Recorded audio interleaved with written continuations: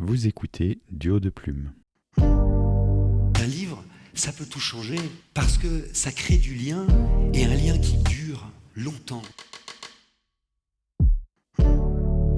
Un texte, c'est un ruisseau, par moments il est très lent, par moments il va très fort. Tous les abrutis de marcheurs au pas de loi que vous êtes devraient lire les livres au lieu de les brûler. Mais vous couchez avec tous vos auteurs, dites-moi. Je ne bosse plus du tout avec des connards.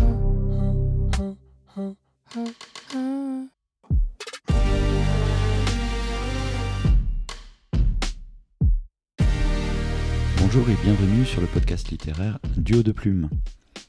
Aujourd'hui un épisode un petit peu spécial puisque nous avons profité de notre passage au festival Alterfiction à Yverdon-les-Bains pour faire quelques interviews de personnes qui nous intéressaient, des éditeurs, des auteurs dans différents genres, mais également des lecteurs et des festivaliers tout simplement.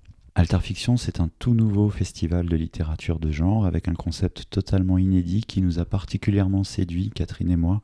Inédit puisque les livres sont regroupés sur des grandes tablées dans la aula du château, regroupés par genre, et ce sont les auteurs qui guident les lecteurs qui viennent visiter le festival. C'est l'occasion de faire des rencontres entre auteurs, entre éditeurs et auteurs, entre auteurs et lecteurs, et le concept est très séduisant. À cette occasion, nous avons profité d'un espace dans le coin restauration du festival pour réaliser ces interviews au débeauté et nous avons ainsi pu interroger des éditeurs, des auteurs dans différents genres, mais aussi des festivaliers et même une bookstagrammeuse. Voici donc une suite d'interviews courts mais enrichissants dont nous espérons qu'elles vont vous intéresser particulièrement.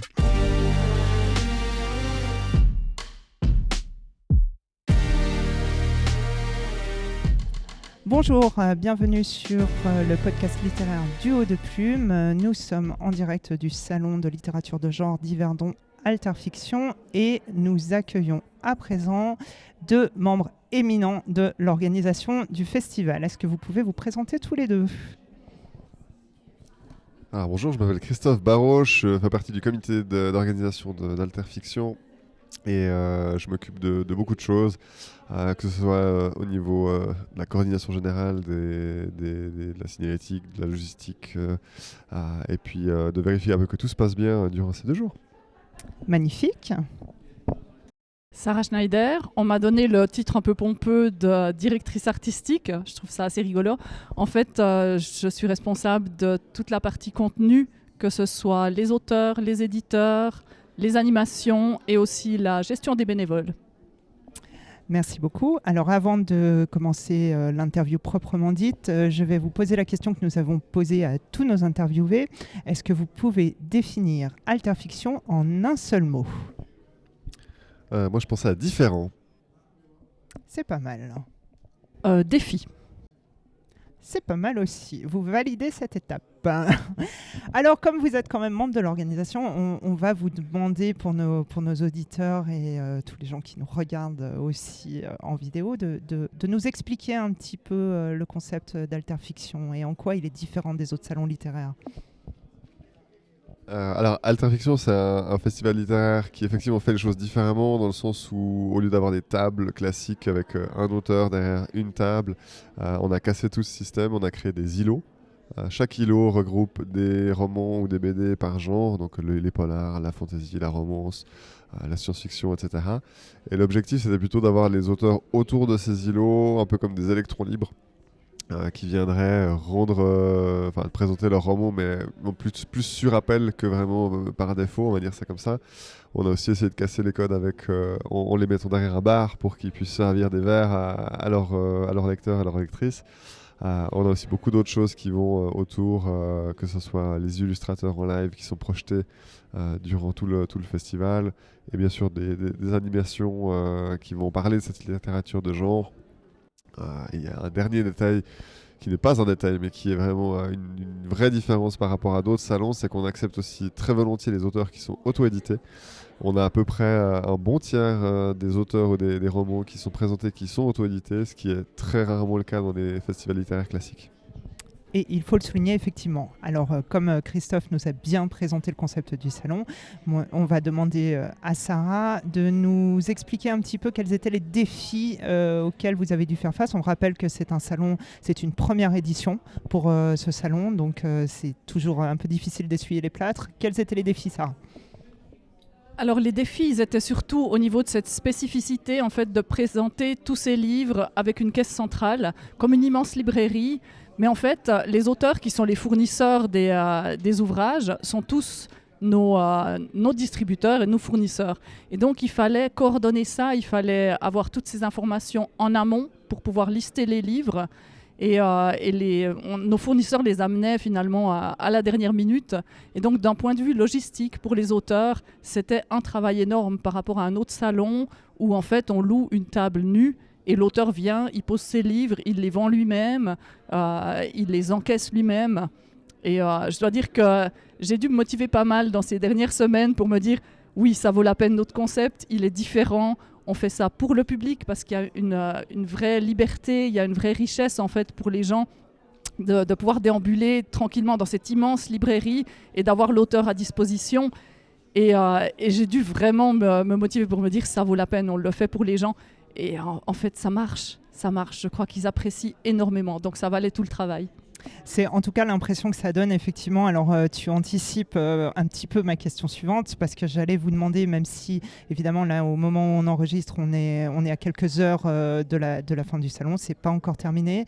Vu de l'extérieur, il y a beaucoup d'affluence et ça a l'air d'être vraiment un succès. Quelle est, votre impression et votre bilan en tant que staff, j'ai presque envie de dire, à un peu plus de mi-parcours de cette première édition d'Alterfiction ? Pour moi, c'est un vrai succès. Je vois les gens contents, je vois des auteurs contents, les éditeurs aussi. Pour moi, c'est important en fait que tous les acteurs de ce salon arrivent à en tirer un bilan positif. Si c'est uniquement la partie auteur, ça suffit pas. On a aussi des éditeurs qui sont venus, qui nous ont fait confiance. On a les food trucks. Enfin, c'est tout l'ensemble en fait. Tout le monde doit y trouver son compte. Moi, ma plus grande fierté, c'est au niveau des bénévoles, qui sont des gens extraordinaires, qui sont arrivés là avec de la bonne humeur, de la bonne volonté, et on a réussi vraiment à organiser un staff qui fonctionne ensemble, qui tire tous à la même corde. Et pour moi, ça, c'est un défi relevé. J'en suis très fière. Magnifique, Christophe. Alors oui, c'est une belle réussite, effectivement. La grosse crainte que j'avais personnellement, c'était l'affluence, parce que ça, on est incapable de la prévoir. On sait à peu près quel auteur on va avoir, à quel moment, à quelle heure ils doivent arriver, si on a des bénévoles ou pas, mais l'affluence, on n'a aucune idée. Et l'objectif qu'on s'était fixé, vraiment le strict minimum pour le week-end, c'était 500 personnes. On les a fait le premier jour. Donc c'était vraiment une super bonne nouvelle. On a pu faire une soirée samedi soir ici, même dans les caves, avec un bon concert, à tête un peu plus reposée. C'était un très bon moyen de décompresser aussi un petit peu, parce qu'effectivement, ça fait beaucoup d'énergie. Mais non, c'est vraiment une belle réussite. Bah, c'est époustouflant et c'est magnifique, mais je crois que c'est vraiment mérité pour avoir vu un petit peu de l'intérieur toute l'énergie que vous avez déployée depuis des mois. Je crois que je ne suis pas étonnée que la réussite soit au rendez-vous. Alors, vous êtes bien sûr organisateur du festival et je pense que ça a occupé vos jours et vos nuits depuis des semaines. Vous êtes cependant aussi auteur. Est-ce que pour conclure, vous pouvez reprendre votre casquette d'auteur et nous dire l'un et l'autre si vous avez des actualités littéraires prévues, des sorties prévues pour 2024 ? Alors de mon côté, j'ai eu une grosse actualité 2023, dans le sens où j'ai eu 2 romans qui sont sortis l'un derrière l'autre, les 2 primés à des concours, donc je me suis bien occupé sur 2023. Tu peux nous rappeler les titres, s'il te plaît ? Bien sûr, c'était La tête hors de l'eau aux éditions de la Rive. Ça, c'est un polar qui se passe à Vevey, avec une fondatrice d'agence de voyage qui se passionne de bains glacés en hiver dans le lac Léman. Et un autre roman aux éditions Montsalvance qui s'appelle Mortel Curatelle. Et là, du coup, on est à Échalon. On retrouve une vieille dame au pied d'un pont. Et on s'inquiète de savoir qu'est-ce qui lui est arrivé. Est-ce qu'elle est tombée malheureusement, ou est-ce que c'est un petit peu plus compliqué. Donc ça, c'est les 2 polars qui sont sortis cet été. Et puis en 2024, pour l'instant, j'ai pas une sortie prévue encore, mais j'ai une page à 4 avec une bonne idée d'un polar qui tire un peu sur le fantastique. Donc affaire à suivre. Formidable, et on va suivre ça. Et toi, Sarah ? Alors moi, j'ai écrit un roman en fait en parallèle avec la préparation d'Alterfiction. Donc, tel que vous Donc voyez, tu n'as pas beaucoup dormi. je suis complètement épuisée. Demain, je tombe malade. Donc c'est un roman qui sera un one-shot, alors que j'avais sorti une saga en 5 tomes. J'ai voulu voir si j'arrivais à faire un peu plus court. Ce sera complètement différent. C'est un roman qui est à la fois uchronique, fantastique, un petit peu politique et historique. Donc une espèce de melting pot très jurassien à la sauce fantôme. Alors, c'est vraiment la croisée des genres, ça ne sera pas fait pour l'édition Alterfiction 2024. Est-ce qu'il y en aura une ?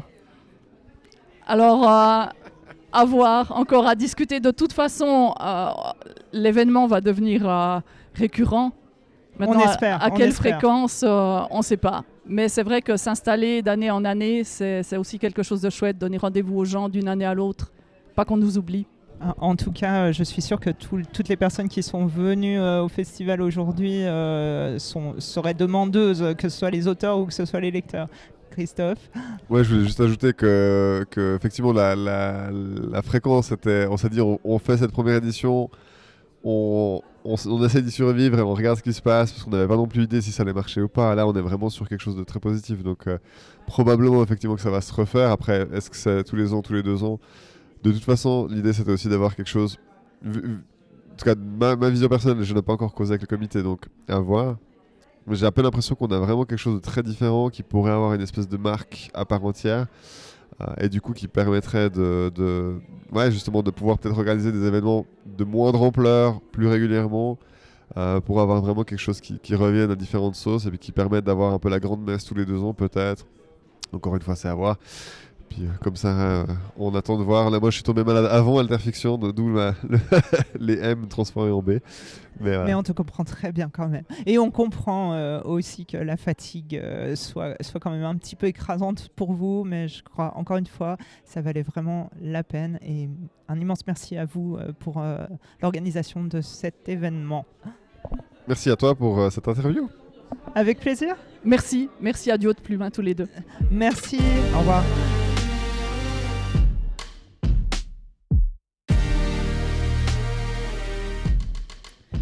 Bienvenue sur le podcast littéraire Duo de Plume. Nous sommes en direct du Festival de littérature de genre Alterfiction et nous recevons à présent 3 auteurs de polar et romans noirs.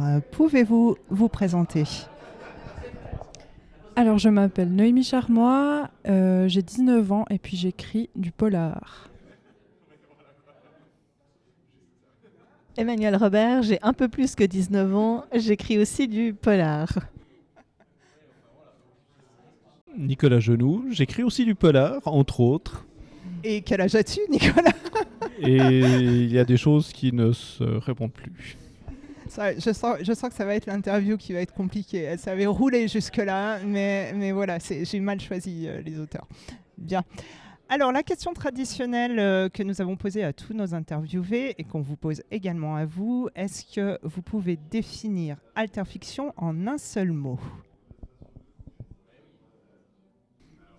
Le seul mot qui me vient là actuellement, c'est le mot famille. Non, c'est joli, j'étais émue, mais j'étais émue en off sans dire quelque chose. Mais magnifique. Tu es merveilleux. Imaginaire. Et sinon, c'est le peuple des livres qui prend le château. C'est bien ça. J'aurais dit atypique et original, au niveau du concept notamment. Merci à vous 3. Alors vous avez tous les 3 une expérience évidemment d'auteur et vous êtes souvent présents dans ces dédicaces, dans ces salons littéraires, notamment en Suisse, éventuellement ailleurs aussi, mais beaucoup en Suisse. Qu'est-ce que vous attendez des salons en général et des dédicaces, de ces rencontres avec le lectorat ? Qu'est-ce que ça vous apporte en tant qu'auteur ? Alors, c'est toujours assez intéressant de parler avec les lecteurs qui ont entendu parler du livre avant ou pas du tout. Mais en tout cas, moi, ce que je retiens de mes quelques expériences en salon, que ce soit des événements plutôt à grande envergure, on va dire, ou plus petits, c'est le contact avec les auteurs, que je trouve toujours très intéressant, bienveillant. C'est toujours des belles rencontres et des gens passionnés. Et c'est inspirant aussi d'avoir des retours sur leur façon de faire, leur façon d'écrire. Et c'est toujours des points de vue et des façons d'écrire très différentes. Donc ça donne des idées et c'est assez inspirant. Je trouve que Noémie a tout dit, en effet.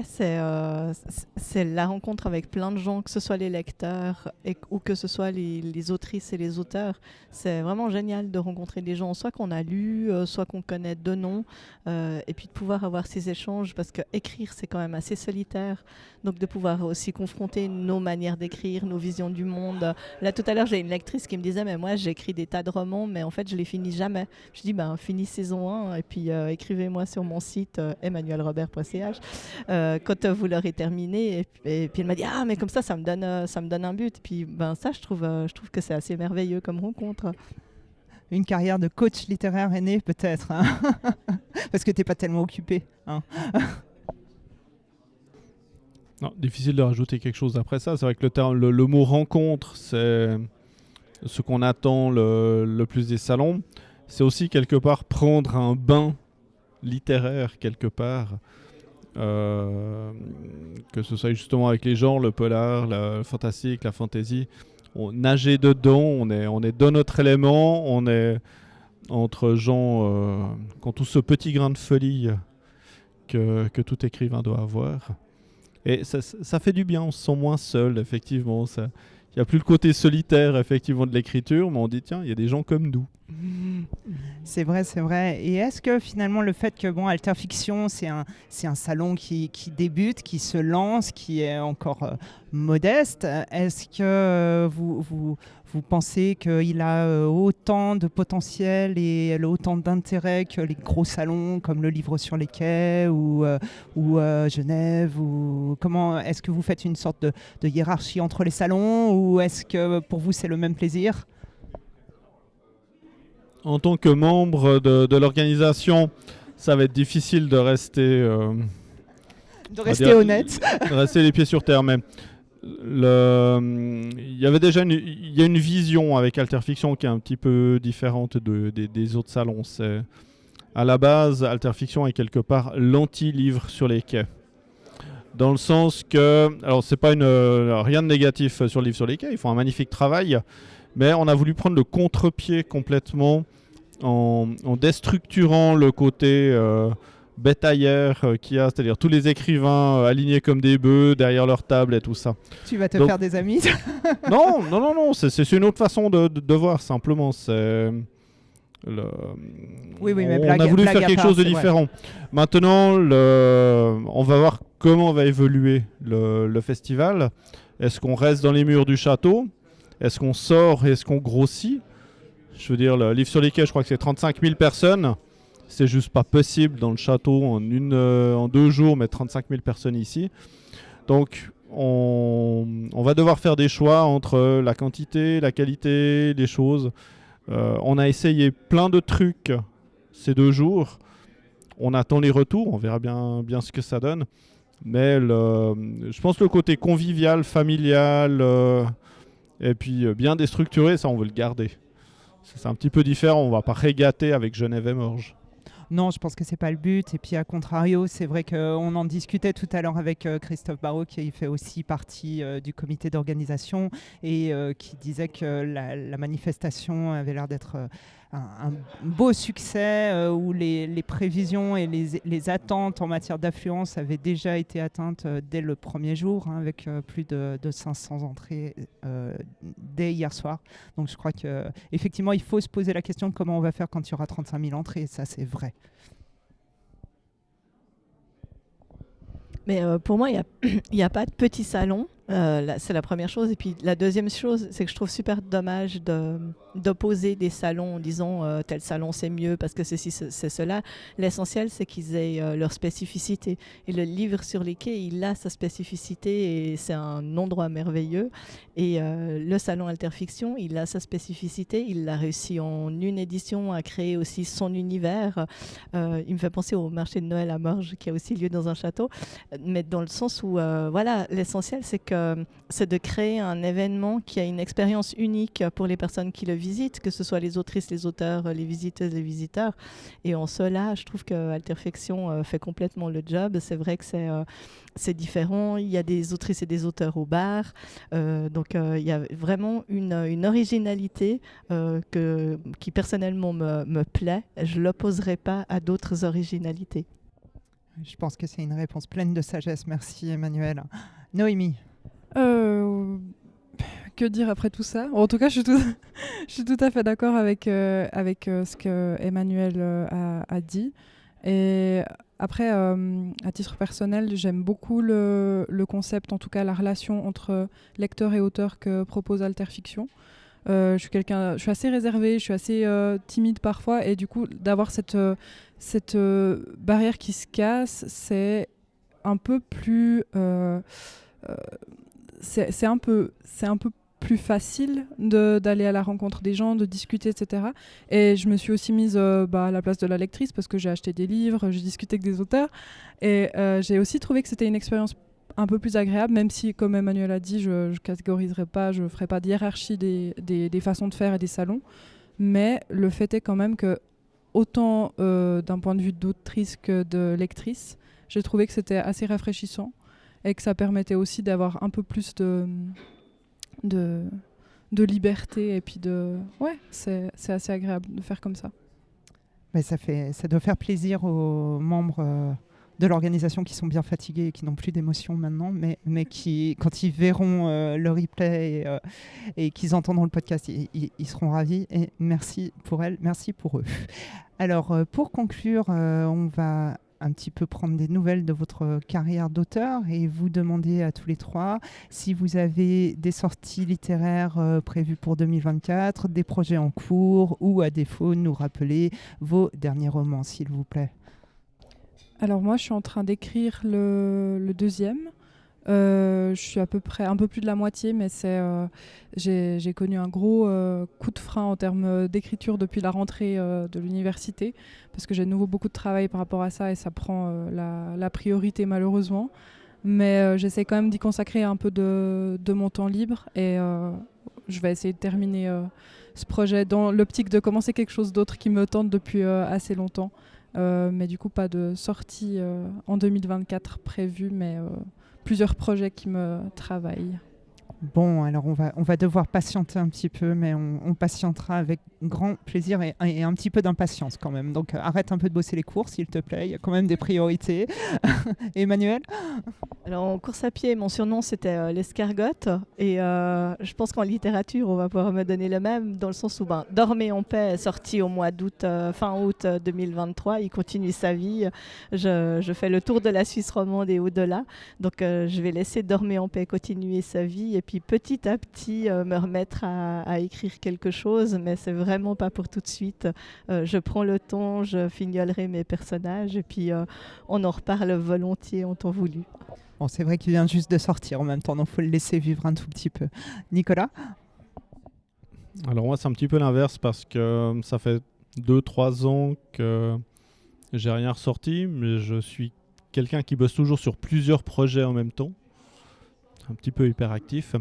Et là, j'ai plusieurs projets qui vont arriver tous en même temps à bout touchant, notamment pour cet hiver 2 romances. Ça, j'ai répondu à un pari qui m'a été lancé. Comme quoi, il faut arrêter de boire pendant les festivals, parce que on accepte n'importe quel défi, mais c'était un chouette défi. Et puis, j'ose espérer pour l'été prochain la suite, le 3e roman avec mon personnage Nick Walker, donc en polar. Et si tout va bien, j'ai encore d'autres petites sorties qui devraient sortir, notamment dans l'horreur. Et j'arrive à bout touchant d'un gros roman de science-fiction. Vraiment quelque chose qui va aussi me changer, qui me tenait à cœur. Donc je pense que l'année 2024, début 2025, J'ose plus donner des dates parce que c'est une catastrophe. Et, je pense que je vais aligner maintenant les sorties. Puis après, je serai tranquille de nouveau 3-4 ans avant de ressortir une salve. Oui, c'est une manière de faire, mais pourquoi pas? Je pense qu'il y a autant de manières de faire que d'auteurs, et tant qu'on prend du plaisir, c'est ça qui compte, n'est-ce pas? Eh bien, merci beaucoup à tous les trois d'avoir répondu à nos questions, et puis bonne suite et fin de salon.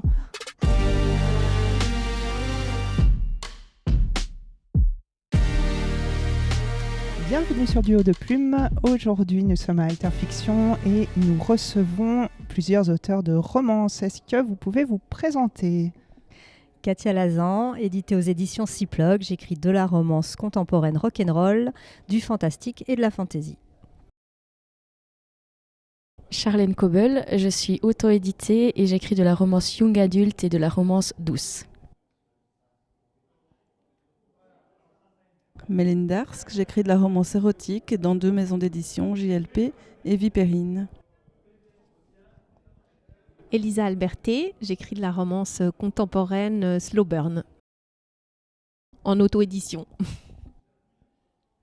Anouk Langel, je suis en auto-édition et j'écris des romances contemporaines et fantasy. Est-ce que vous pouvez définir le salon Alterfiction en un mot? Extraordinaire. Alors je vais utiliser un peu plus qu'un mot, travail d'équipe. Chaleureux. Innovant. Rock'n'roll. Merci à toutes. On a souvent un peu le sentiment que la romance est parfois un petit peu le parent pauvre et le genre oublié des salons. Quel est votre sentiment à ce sujet et est-ce que vous trouvez que Alterfiction représente bien votre genre et peut vous amener de nouveaux lecteurs? Alors en Suisse, ouais, c'est compliqué. Les salons, les maisons d'édition aussi sont assez fermées. Et par contre, moi qui en fais beaucoup en France, c'est vrai qu'en France, il y a beaucoup de petits salons spéciaux romances qui se développent beaucoup plus. Et un lectorat qui ose plus peut-être aussi se montrer et oser dire on lit de la romance. Alors effectivement, la romance, moi je la catégorise un peu comme un sous-genre de la littérature de genre, parce qu'on a tendance à dire que quand on écrit de la romance, les gens nous disent « moi je lis de la vraie littérature ». Donc mes lecteurs, moi je les aurais plus en Belgique et en France aussi. Mais est-ce que tu as eu ce sentiment sur Alterfiction aussi? Parce que Alterfiction a quand même pour ADN de favoriser la littérature de genre et de tous les genres. Donc est-ce que tu as eu ce ressenti d'être un petit peu mise de côté ici? Alors Alterfiction, pas du tout. Je trouve qu'on a été... Si sur l'affiche, on n'était pas trop en avant au début, après on s'est pas mal rattrapé quand même. Enfin, ça s'est pas mal rattrapé quand même. Et puis moi, je me sens vraiment intégrée à Alterfiction. Super. J'ai le même sentiment que mes 2 collègues. Donc effectivement, en France et en Belgique, on a un petit peu plus notre place. Mais le public présent hier, en tout cas à Alterfiction, nous a montré que la romance semble avoir sa place aussi en Suisse. À nous de le démontrer peut-être. Oui, tout à fait. Alors moi, j'ai pas une expérience de salon peut-être aussi grande que mes collègues.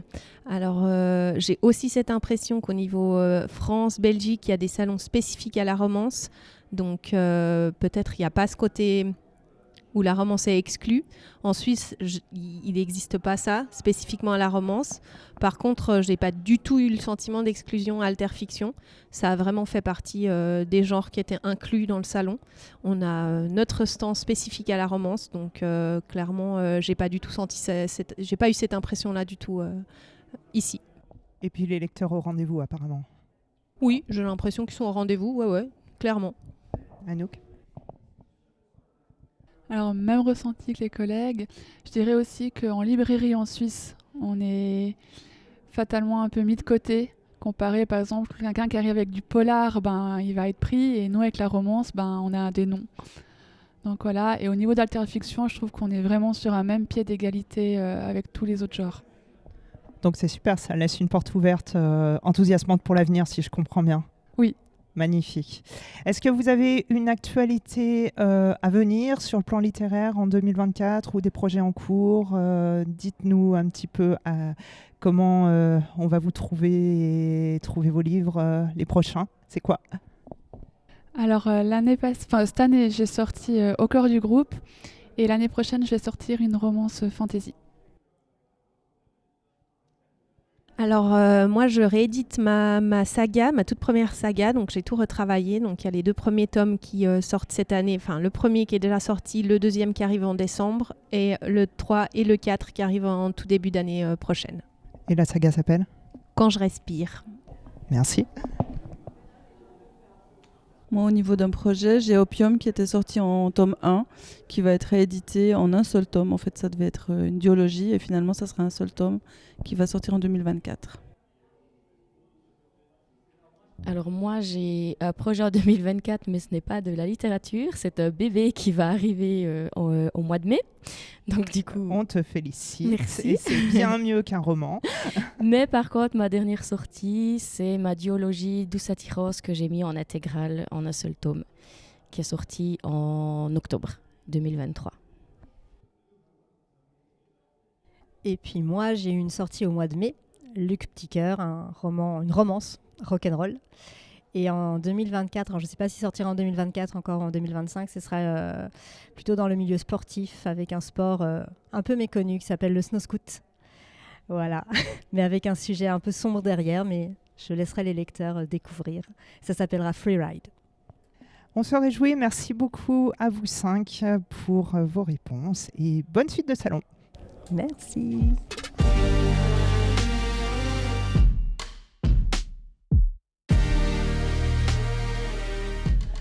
Bonjour, bienvenue sur le podcast littéraire du Haut de Plume en direct du salon littéraire d'Alterfiction.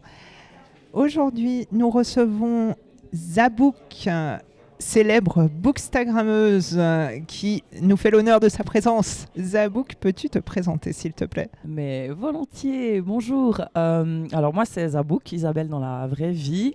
Sur Instagram depuis 3-4 ans pour chroniquer des livres et c'est grâce à ce compte que j'ai rencontré Catherine avec qui je partage de magnifiques aventures depuis quelques années. C'est vrai. Alors, je te pose la question traditionnelle que nous posons à tous nos interviewés. Est-ce que tu peux définir le salon Alterfiction en un mot ? Alors en un mot, peut-être pas, je vais en choisir plusieurs. J'ai trouvé que c'était un salon super dynamique, qui bouge beaucoup, avec une dynamique particulière, puisque les auteurs se promènent dans le salon et sont très accessibles sans la frontière de la table. Toi, en tant que bookstagrammeuse, en tant que chroniqueuse, quand tu viens sur les salons, comment est-ce que tu te positionnes mentalement? Est-ce que tu es là professionnellement, en tant que lectrice pour un divertissement? Est-ce que tu cherches à rencontrer des nouveaux auteurs? Est-ce que tu penses à tes chroniques? Raconte-nous un petit peu ton état d'esprit. Alors j'ai honnêtement jamais réfléchi à ça parce que quand je viens c'est pour le plaisir d'abord, donc professionnellement clairement pas, mais effectivement je viens dans un but de faire des rencontres livresques, donc ça peut être de revoir un auteur dont j'ai aimé le livre, de pouvoir échanger sur une chronique que j'ai écrite. Alors ça, c'est assez nouveau pour moi. Et puis de découvrir des nouveaux livres ou des auteurs dont j'ai aimé le livre et avec qui j'aimerais discuter. Et alors, est-ce que tu te présentes, est-ce que tu fais comme les guides gastronomiques, est-ce que tu restes anonyme quand tu vas vers un auteur qui ne te connaît pas, ou est-ce que tu te présentes d'emblée comme bookstagrammeuse ? Non, alors je me présente pas du tout. Je suis plutôt discrète et ça n'a jamais été mon envie de me faire connaître dans ce milieu. Et du coup, je me présente pas forcément. Après, ça dépend la discussion. Puis bon, maintenant, il y a des gens qui me reconnaissent aussi. Donc ça change un tout petit peu la dynamique. On m'aborde différemment. C'est la rançon de la célébrité et elle est tout à fait méritée, évidemment. Et alors, de manière justement, pour rester dans cette thématique, quand tu revois des auteurs après avoir chroniqué leur livre, notamment peut-être quand la chronique était mitigée, est-ce que tu as déjà eu des retours un peu... pas mauvais de la part des auteurs, mais est-ce que ça peut ouvrir par exemple une discussion, ou à contrario quand ta chronique était formidable, est-ce que vous en reparlez par la suite quand tu les recroises sur Salon ? Alors, ça m'arrive souvent quand les chroniques sont bonnes, évidemment, où les auteurs viennent, eux, spontanément discuter. Par contre, dans le cas de chroniques plus mitigées, alors si c'est un auteur de la région, généralement, on a déjà échangé en amont à ce sujet. Et puis bon, évidemment, les grands noms de la littérature, je ne les rencontre pas sur les petits salons de Suisse romande. Et puis eux, de toute façon, ils s'en fichent un peu. Mais les chroniques mitigées avec des auteurs de la région, pas tellement. Mais comme je suis assez franche, j'échange avec eux en amont, ou des fois les choses qui m'ont moins plu, qui m'ont dérangé, je préfère en discuter plutôt que de le coucher par écrit. Je trouve que ça n'apporte pas grand-chose. Oui, absolument. Et puis c'est vrai que tes chroniques, tu cherches toujours à mettre en valeur les aspects positifs du livre, je pense, avec beaucoup de bienveillance. Et ça, c'est formidable. Est-ce que tu peux rappeler le nom de ton mur Instagram et là où on peut te trouver ? Alors, sur Instagram, c'est Zabouk. C'est un jeu de mots, en fait, sur mon diminutif, puisque je m'appelle Isabelle, Sans et tout blague. le monde m'appelait Zabou, et c'est devenu Zabouk, voilà, sur Instagram. Et tu es également sur Facebook, je Oui, crois. mais j'ai un compte privé, donc non, pas pour les chroniques littéraires. D'accord, donc on peut te retrouver sur Bookstagram. Avec plaisir, et abonnez-vous. Merci beaucoup, Isabelle. Mais je t'en prie, Catherine, à bientôt. À bientôt.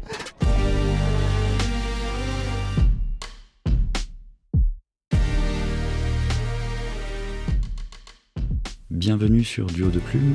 Nous accueillons Florence Cochet, lauréate du prix Fantasy, SF et Fantastique 2023, et son éditeur Pierre-Yves Lador des éditions Hélicelas. Est-ce que vous pouvez vous présenter à nos auditeurs ? Alors, je m'appelle Florence Cochet, je suis enseignante de français et auteure dans les littératures de l'imaginaire essentiellement.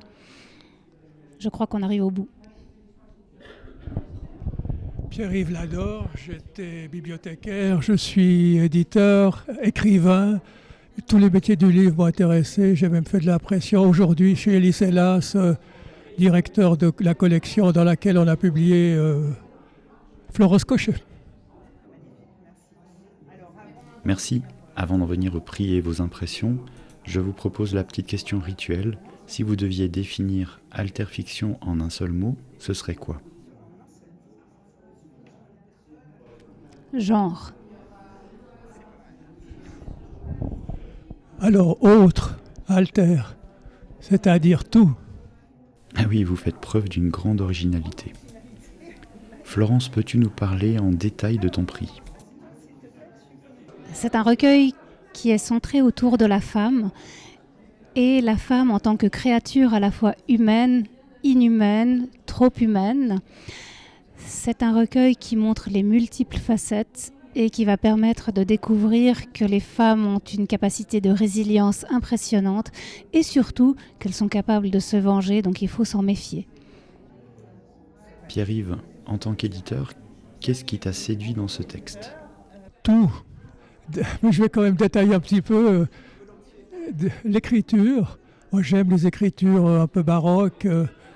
La thématique, mais pas seulement la femme, qui me fascine et que j'ai toujours considérée comme dangereuse, mais aimable. Et puis ce mélange, cette reprise de thèmes médiévaux, de thèmes de l'histoire, fantastique, cette réécriture de mythes éternels, disons la sirène, le léprechaun et d'autres. Et au fond, c'est cette intégration de tous ces éléments, le mal, le bien, la révolte, la résilience, qui m'a fasciné, quoi. Mais dans une écriture merveilleuse, parce qu'au fond, si ça avait été mal écrit, j'aurais pas pu le lire, quoi. Amplement mérité, si je comprends bien, même si tu es un petit peu partial. Oh, je prétends, d'ailleurs, je crois pas à l'objectivité. C'est très réaliste. Florence, peux-tu nous raconter quelles émotions t'ont traversé ? En premier lieu, la surprise, parce que moi j'avais parié sur Olivier May. D'ailleurs, on était 4 nominés et chacun a parié sur quelqu'un d'autre. Ensuite, non, sérieusement, vraiment. Et ensuite, oh zut, je vais devoir me tamponner le front. Alors, est-ce que tu peux nous raconter un petit peu cette histoire de tamponnage ? On va des photos et on les intégrera nécessairement. Est-ce que tu peux nous raconter cette histoire ? Au moment où il a été dit que le prix consistait entre autres en un tampon à apposer sur le livre, j'ai dit celui qui le remporte se fait tamponner le front. Il faut savoir fermer sa bouche de temps en temps. C'était sans doute une erreur, mais voilà, chose promise, chose due. Une fois le prix reçu, il fallait que le tampon atterrisse au lieu prévu. Nous avons tous apprécié la manière dont tu as tenu parole. C'était intéressant et inattendu.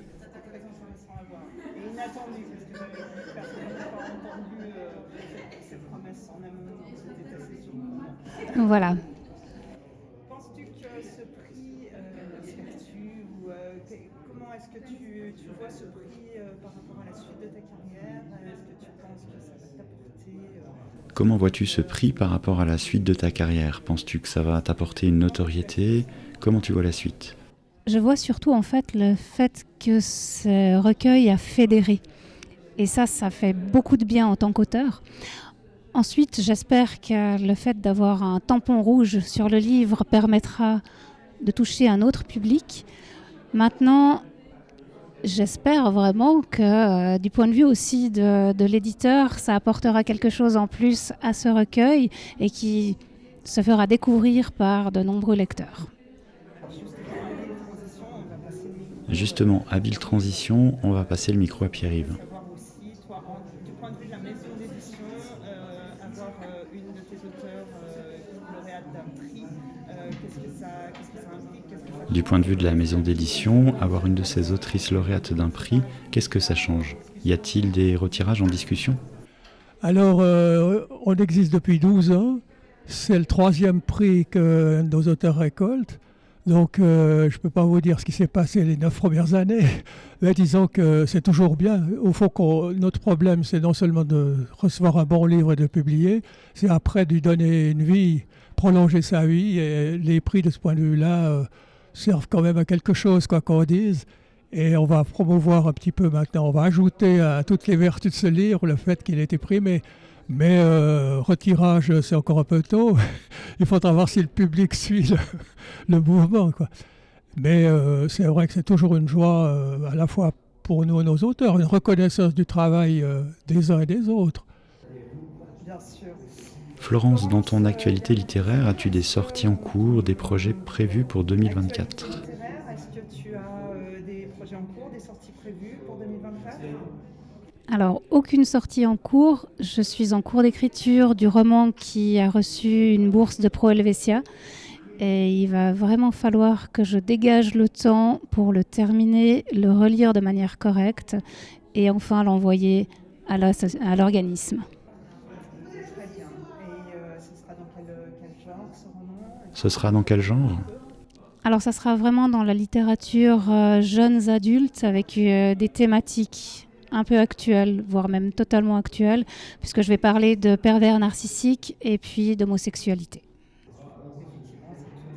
Merci. Duo de Plume te félicite. Bravo également à la maison d'édition Elie Hélas pour ce prix SFFF Suisse 2023 pour Inhumaine de Florence Cochet. Pour ce prix science-fiction fantastique 2023 pour Florence Cochet avec son recueil de poèmes Inhumaine. Merci à tous les deux.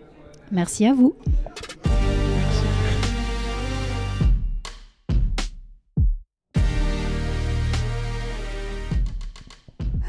Bonjour, vous êtes bien sûr Duo de Plume en direct, ou presque, du salon Alterfiction, le salon littéraire des littératures de genre, et nous accueillons 4 auteurs de genre fantastique, fantasy, SF qui vont se présenter. Bonjour, moi c'est Pascal Lovy, je suis auteur de fantasy, science-fiction, jurassien comme mon accent le montre. Bonjour, moi c'est David Chop, je suis auteur d'une trilogie de fantasy pour l'instant. On verra pour la suite. Bonjour, je m'appelle Jean Morizot.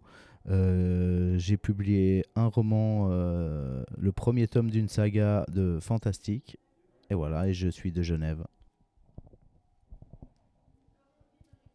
Bonjour à tous, Fabrice Pittet, bon vivant, vaudois, auteur de fantasy et de science-fiction, et je vous salue bien tous. Et nous te saluons aussi. Alors, garde le micro puisque tu l'as. Si tu devais définir Alterfiction en un seul mot. En un seul mot, ça va être difficile, je dirais foisonnement de rencontres, de bonnes idées, et puis surtout beaucoup de bonne humeur. J'ai trouvé que vraiment c'était ce qui prime vraiment sur ce petit festival pour l'instant, mais qui a le mérite d'avoir un avenir radieux. Je dirais que c'est surtout ce foisonnement de bonne humeur que je perçois de tous les côtés. Magnifique, merci. C'était pas un seul mot. Non, vraiment pas, mais on te connaît. Pascal. Oui, je rejoins Fabrice. Moi, mon mot, ce serait convivialité. Convivialité entre les auteurs, c'est l'occasion aussi de mieux se connaître. Convivialité avec le public, c'est vraiment chouette. Très belle expérience. Passer le troisième, c'est plus dur. Moi, je serais parti sur le mot rencontre, mais je pense aussi qu'on peut parler de synergie. Il y a vraiment un chouette soutien. C'est une communauté d'auteurs qui auprès du public, je pense, donne une image de personnes soudées, quoi. Merci. Jean ? Moi, alors également, c'est bien sûr rencontre, mais je pense plutôt surprise aussi. Et par rapport au public, en fait, qui est venu en nombre, et on voit qu'il y a une grosse demande pour le livre de l'imaginaire. Donc, certains devraient y réfléchir. Le message est clair. Alors, de manière plus générale, en tant qu'auteur, qu'est-ce que vous attendez des salons, des dédicaces ? Parlez-nous un petit peu de vos rapports avec les lecteurs et avec ces rencontres directes. Alors, les salons, c'est vraiment aussi un moment... en tant qu'auteur, on est très seul, en fait. Très seul avec ce qu'on fait, ce qu'on écrit, et c'est le moment en fait de rencontrer et de se mettre face à la réalité en fait, parce qu'on est dans le monde imaginaire, mais la réalité elle est là, c'est que les gens viennent, on rencontre d'autres auteurs qui nous permet aussi de se rendre compte un petit peu qu'on n'est pas seul et puis qu'on vit un peu tous la même chose. Et c'est la bonne humeur, c'est un moment hors du temps aussi, c'est un petit moment hors de nos vies, on va dire normales, et où on travaille et on vit sa vie de famille qui est super géniale, mais on n'en doute pas, mais c'est pas pareil.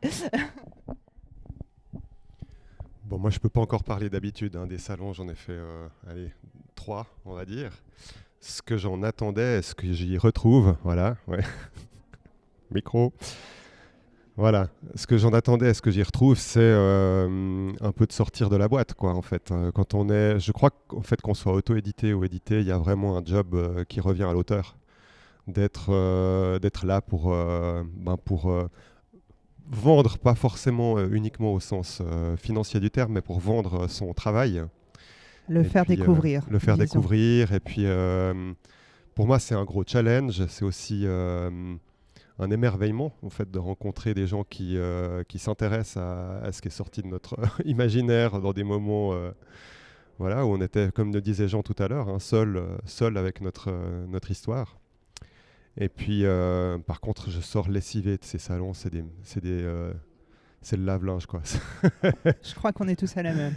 Et quelque part, c'est une saine fatigue. Je m'endors plein d'images, de personnes, de rencontres. Et pour moi, un salon réussi, c'est un salon où c'est pas une question de vente, en fait. À mon niveau, c'est pas une question de vente, c'est une question d'état d'esprit, de rencontre. Et puis voilà, jusque-là, j'ai toujours obtenu ça. Super. Pascal? Bon, il y a déjà beaucoup de choses qui ont été dites. Je rejoins vraiment mes deux collègues. Moi, j'aime à dire que le salaire de l'auteur, enfin, en tout cas pour moi, c'est pas les sous, parce que de toute façon, il n'y en a pas beaucoup dans cette activité-là. On ne devient pas riche, mais par contre, c'est le contact, c'est tout d'un coup le lecteur ou la lectrice qui vient, qui avait acheté le tome 1 à un salon, puis elle revient, ou il revient pour le tome 2 parce qu'il a beaucoup aimé, et puis ça vaut tous les dollars qu'on peut avoir, quoi. C'est vraiment ces interactions qui sont vraiment chouettes, quoi. Après, moi, je me suis vraiment mis une limite pour les salons, c'est il faut que je m'amuse, il faut que j'ai du plaisir. Donc je viens avec plein de bonne humeur, j'essaie de la donner à tout le monde, et puis le jour où j'aurai plus cette bonne humeur, ou le jour où j'en recevrai plus non plus en retour, je crois que je viendrai plus parce que ça vaut plus la peine. C'est beaucoup d'énergie, comme l'a dit David, et puis si cette énergie, on n'en récupère pas aussi, voilà, je crois qu'il faut vraiment que ce soit donnant-donnant, mais pour le moment, en tout cas, j'y trouve mon compte. Super. Alors moi, ce que j'apprécie particulièrement avec Alterfiction, c'est son concept un peu original qu'on a, en tout cas en ce qui me concerne, je l'ai jamais vu nulle part. C'est que le lecteur puisse, ou les visiteurs puissent vraiment débarquer dans une grande salle avec tout un tas de bouquins. Jusque-là, tout va bien, mais ce qui fait la différence, c'est que les auteurs ne sont pas alignés en randonnion. Donc on n'est pas devant des vitrines comme Amsterdam, si je puis dire, où finalement voilà, le lecteur avec un choix tellement vaste qu'il va être obligé de choisir des fois juste par rapport à la couverture ou par rapport au clin d'œil qu'a fait un auteur. Là c'est différent, c'est-à-dire que c'est vraiment le livre qui est mis en avant et l'auteur vient après coup si quelqu'un est intéressé par l'œuvre en question, et je trouve que ce concept est super parce qu'on n'est pas relégué à de simples vendeurs, on est plus des conseillers d'achat, et je trouve ça génial. Et il y a une énorme synergie, je ne sais plus qui le disait avant, au sein de notre grande communauté d'auteurs, c'est qu'on est là pour présenter non pas nos livres, mais présenter des livres de l'imaginaire, et ça je trouve particulièrement génial. Et j'aurais peut-être pu parler de ça quand on parlait d'alterfiction, en désignant un seul mot alterfiction, mais c'est fédérateur. Voilà, je trouve que notre passion est fédératrice, et ça fait du bien de voir tous ces lecteurs qui débarquent en sachant déjà ce qu'ils vont découvrir, c'est-à-dire les littératures de genre, et c'est plutôt agréable. Belle définition, merci. Pour finir, est-ce que vous pouvez tous les quatre nous parler de votre actualité littéraire pour 2024, si vous en avez une, ou vos projets en cours? Je vois dans l'œil de Fabrice ce qu'il va dire. Allez, allons-y. Ils éblouissent énormément ces trucs. Non, alors il y en a plusieurs. C'est vrai qu'on sait plus sur. Il y a tellement de choses en fait dans notre tête. Je crois à tout le monde, on a tout le temps des histoires qui tournent en boucle comme ça, et on se doit de les raconter. Moi j'ai plusieurs projets en parallèle, c'est parce que je travaille un petit peu comme ça. Alors j'ai tout d'abord un roman qui était d'abord une novella qui s'est transformé en roman, et maintenant c'est un diptyque donc de 900 pages. Je sais que ça a pris un petit peu d'ampleur, donc je suis au milieu, j'ai déjà écrit le premier pavé, il me reste le deuxième à écrire. Je suis dans un projet d'auto-édition aussi parce que j'aime bien découvrir de nouvelles choses et j'aime bien m'enrichir d'expériences, et c'est vraiment avant tout dans le but de faire une expérience.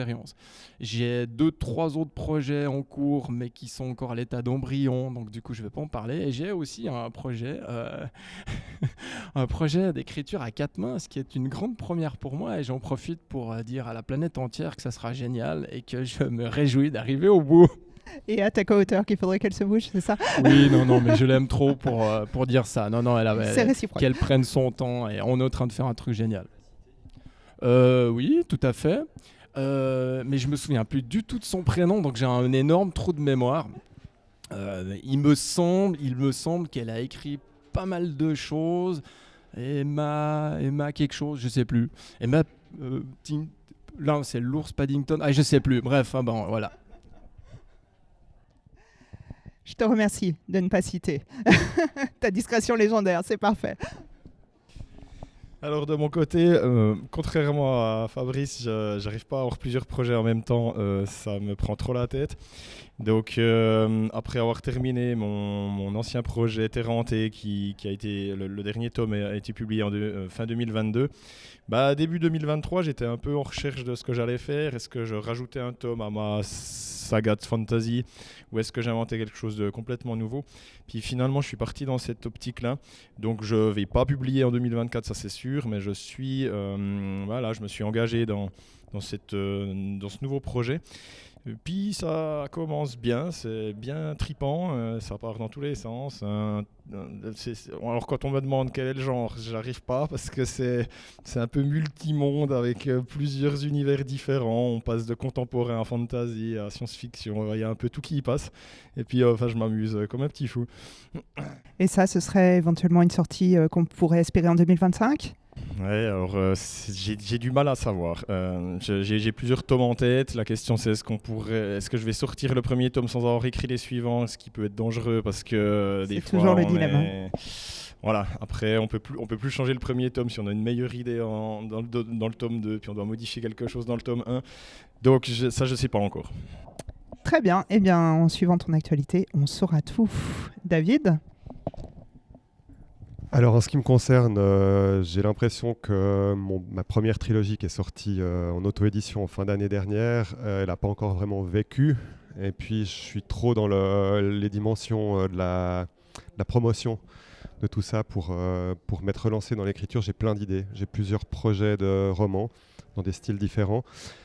Mais là, ce que je suis en train de faire en ce moment, c'est que je travaille à une réédition, toujours en auto-édition, mais en Suisse, sur une plateforme suisse de cette trilogie, pourquoi pas essayer de la promouvoir aussi en librairie, parce que la plateforme que j'utilise n'a pas très bonne presse auprès des librairies. On ne la citera pas.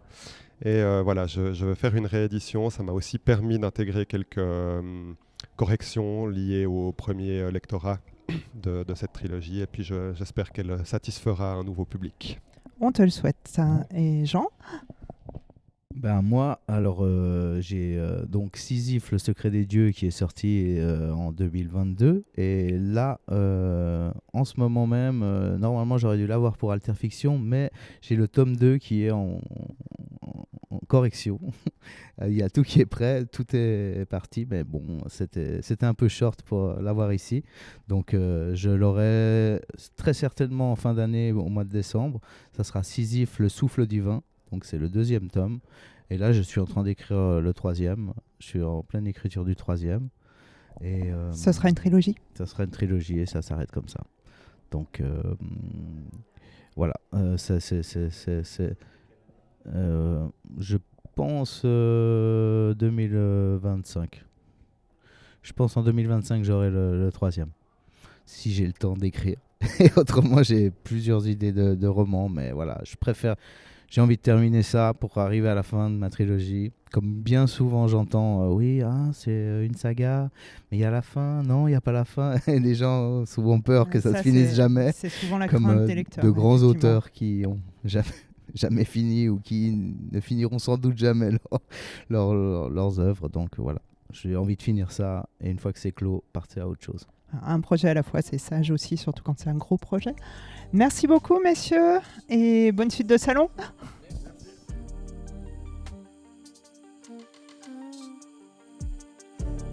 C'est tout pour cet épisode. Si le format vous a plu, n'hésitez pas à nous le dire, à nous laisser des commentaires, à diffuser l'épisode, à le recommander. Merci de nous suivre et à dans 15 jours.